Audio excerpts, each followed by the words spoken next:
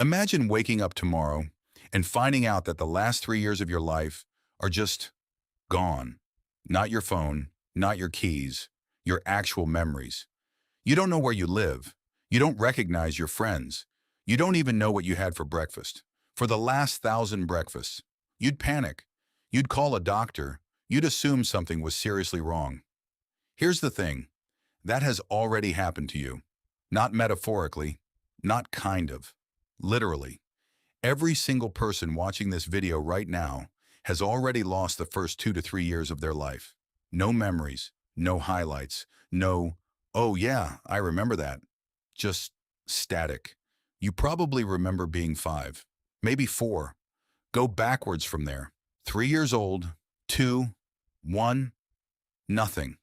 Now here's where it gets genuinely strange. You weren't unconscious during those years. You weren't asleep. You weren't just sitting in a corner waiting for life to start. You were busy. You learned how to recognize faces. You learned language. You learned how to walk, and then fall, and then walk again. You learned how to throw mashed peas onto the ceiling for absolutely no reason. Babies are basically tiny scientists, except instead of publishing research papers, they publish food, on walls, on dogs, on strangers' faces. Your brain was learning faster during those years than it ever would again. So where did all of it go? For decades, scientists had a clean answer. Babies just can't form memories. Case closed. Simple. Neat. Totally wrong.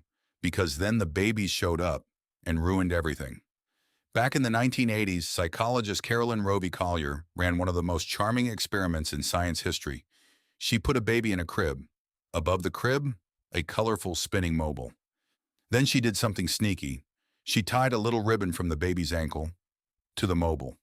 Every time the baby kicked, the mobile moved. At first, the kicks were random, but within a few minutes, the baby figured it out. Kick, mobile spins. Kick harder. Mobile spins more. The baby had made a connection. That's a memory. But here's the real twist. They brought the same babies back days later. Same crib, same mobile, ribbon not even attached yet, and the babies immediately started kicking. They remembered. So babies can form memories. Mystery solved, right? Not even close. Because when researchers waited even longer before bringing the babies back, the memories were gone. Not fuzzy, not hard to recall. Gone. Like someone walked into the baby's brain with a shredder and quietly cleaned house. So here's the question nobody could answer. If babies can form memories, who deleted them? And the answer is something nobody saw coming. Here's the thing about your baby brain. It wasn't broken. It was doing something so extreme, so ambitious, that it accidentally destroyed its own past in the process. During your first few years of life, your brain was growing at a speed that would never happen again. We're talking millions of new brain cells, new connections, new pathways, every single day. Think about trying to build an entire city, while people are already living in it. Roads keep moving, buildings keep shifting, entire neighborhoods appear overnight. Now imagine trying to remember where you parked your car in that city. That's your baby hippocampus. The hippocampus, that's the part of your brain that files memories, hadn't fully formed yet.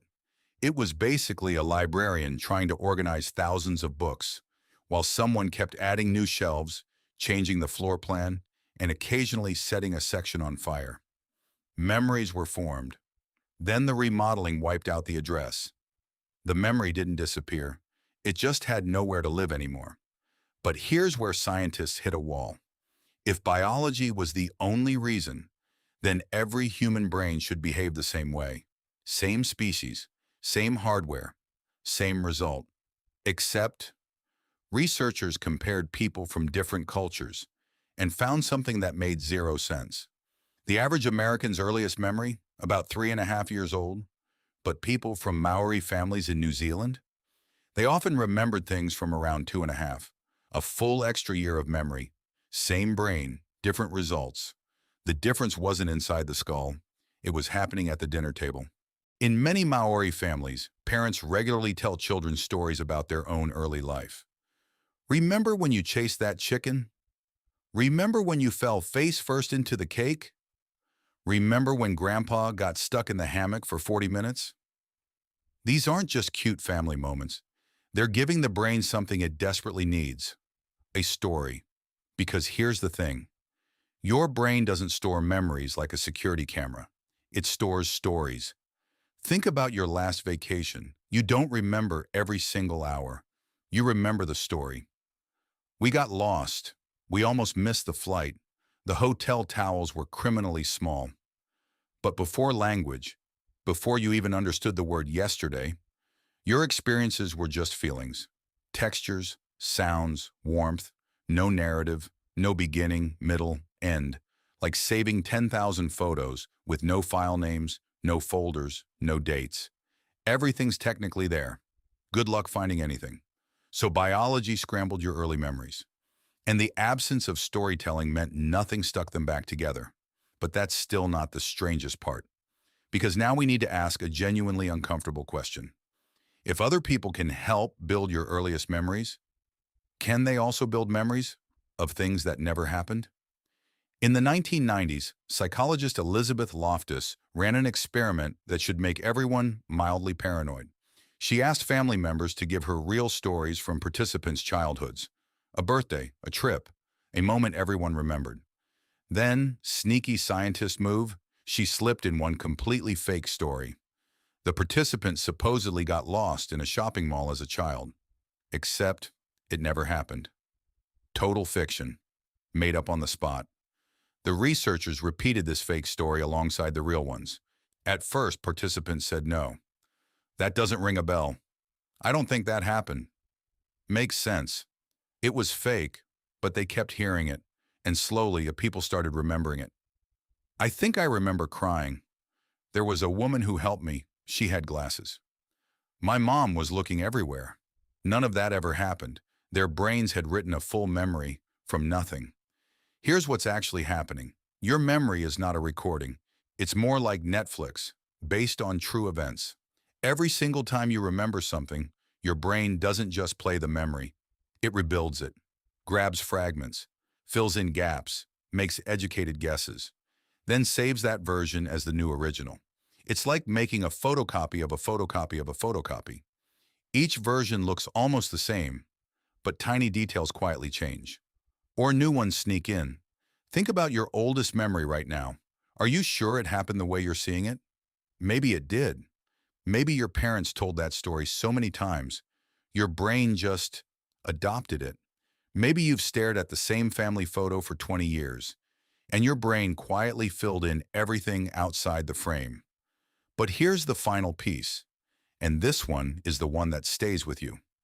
Researchers found that even when adults had zero conscious memory of early childhood, their bodies sometimes reacted like they remembered. A specific smell, a sound, a feeling, and you don't know why. Comfort from nowhere. Anxiety from a song you've never heard before. It's as if the memory is still there, somewhere you can't reach anymore. Imagine a huge library. Every book perfectly preserved, every door locked. The books still exist. You just lost the key. Somewhere inside your head right now, there might still be the sound of your mother's voice before you understood a single word she was saying. The feeling of being carried when you were scared.